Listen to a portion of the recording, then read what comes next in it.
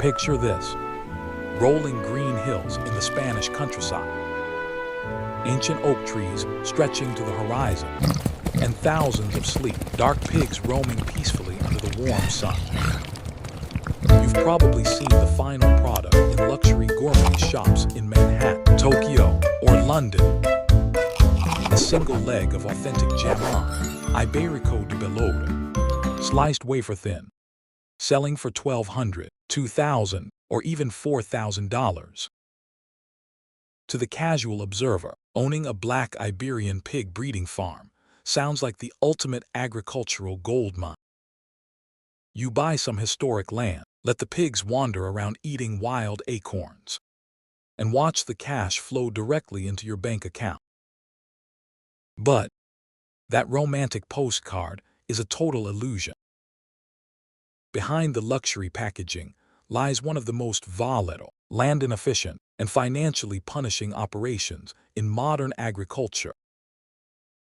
One dry autumn, or one miscalculated hectare, can wipe out 3 years of profit before your animals even reach the slaughterhouse floor.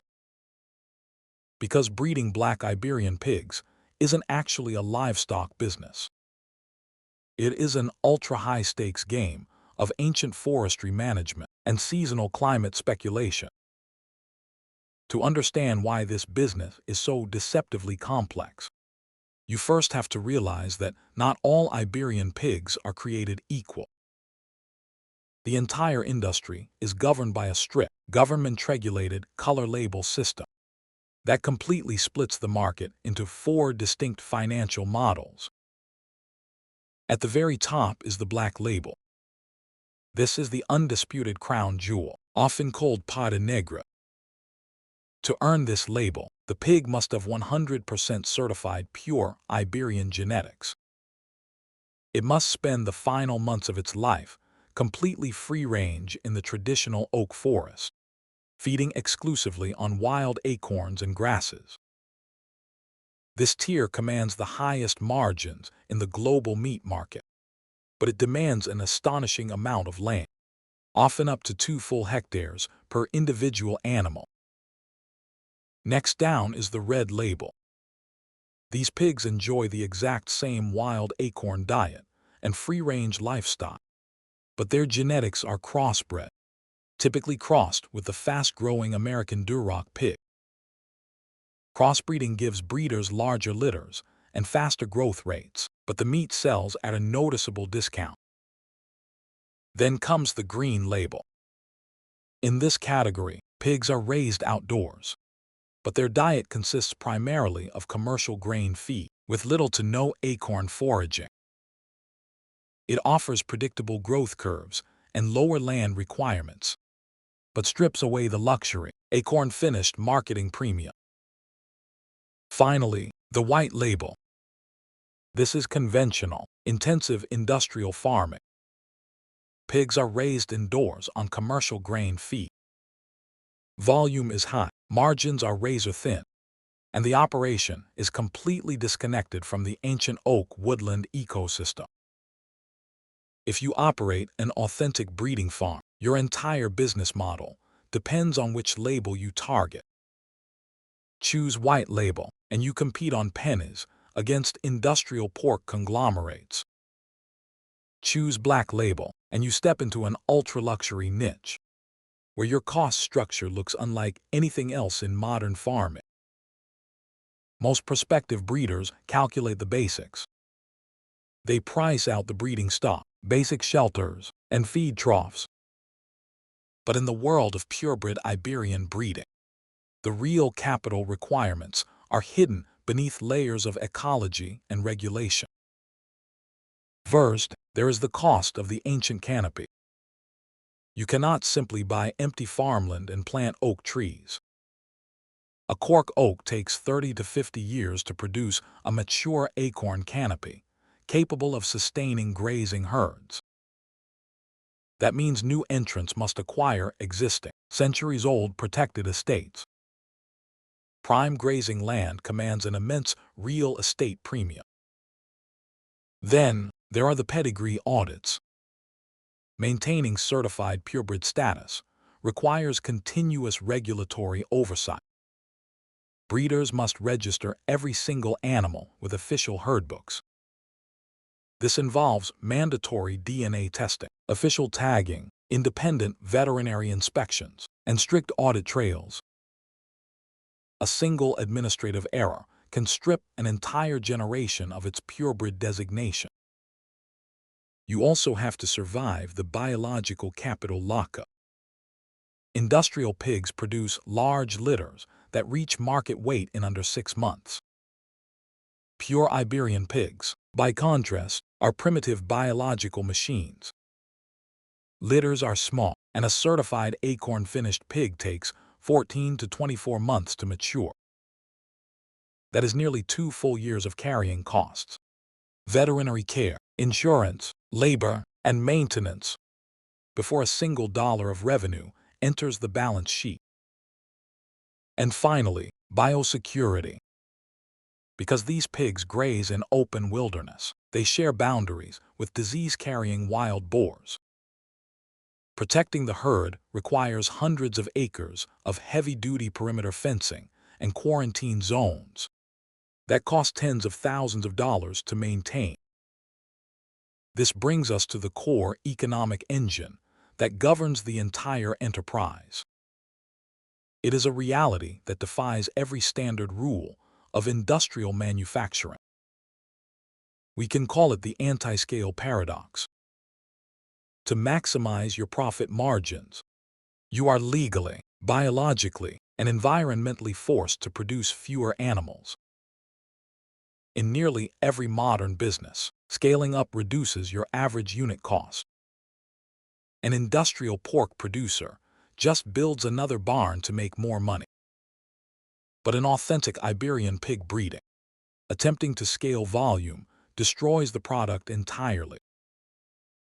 During the critical autumn fattening window, a single pig must consume between 6 and 10 kilograms of acorns every single day, just to gain roughly 1 kilogram of healthy body weight. The oak canopy produces only a finite yield of acorns each season. If you try to increase herd density on your land, the pigs strip the forest floor bare before finishing their biological transformation. If a pig does not gain the legally required 40+ kilograms strictly from acorns, official inspectors will revoke its premium status on the spot. Instantly, that animal is downgraded from a luxury asset worth hundreds of dollars to a generic commodity pig. The harder you try to scale output on your land, the faster your unit margins collapse. The only way to win is to intentionally restrict supply. To see how this paradox plays out in the real world, just look at the documented struggles across southwestern Spain's key Iberian breeding hubs. Over recent production cycle, breeders faced a devastating combination of 2 ecological threats: rising summer temperatures that stretched deep into October, and a soil-borne pathogen killing off ancient oak trees. Normally, autumn rains arrive in September, cooling the soil and prompting the oak trees to drop heavy, nutrient-rich acorns. But during extreme drought years, the rains fail to appear. Oak trees enter survival mode and drop their acorns prematurely, while they are still tiny, green, and bitter. By November, the forest floor is parched and barren. Faced with starving herds, breeders are backed into an impossible economic dilemma. Option A: bring in expensive supplemental truckloads of grain. Doing so immediately forfeits their top-tier certification under Spanish law, slashing the animal's market value by 40 to 60% overnight. Option B: sell off young breeding stock to commercial feedlots at salvage prices, just to eliminate carrying costs.